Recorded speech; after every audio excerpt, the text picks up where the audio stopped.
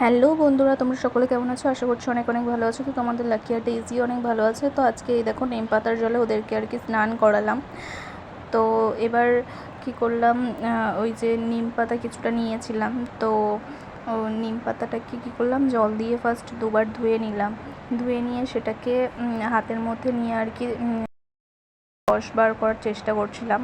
তো নিম পাতার একদম তেতো রসটাকে মানে নিতে চাইছিলাম।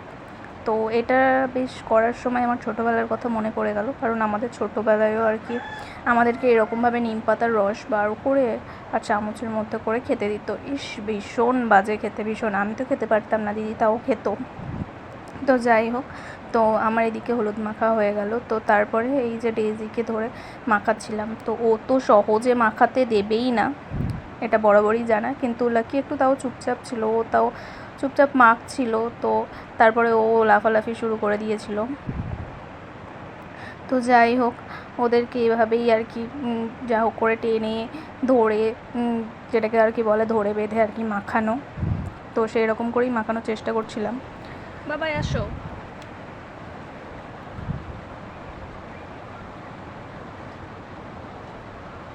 দাঁড়াও শোনা, একটুকু এমন করে না, দাঁড়াও,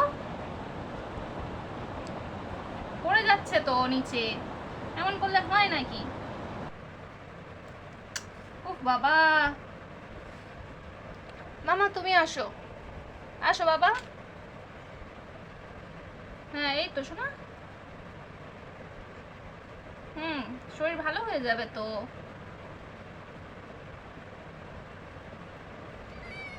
বাবা এই তো হয়ে গেছে, আর নেই আর নেই।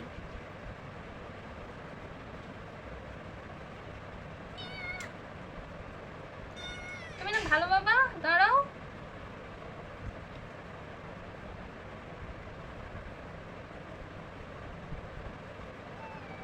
বাবা এই তো হয়ে গেছে, না হয়ে গেছে, হয়ে গেছে বাবা, হয়ে গেছে। না যাও এবার যাও, তুমি আসবে না? আর আসবে না, তোমার হয়ে গেছে, থাকা করতে হবে না।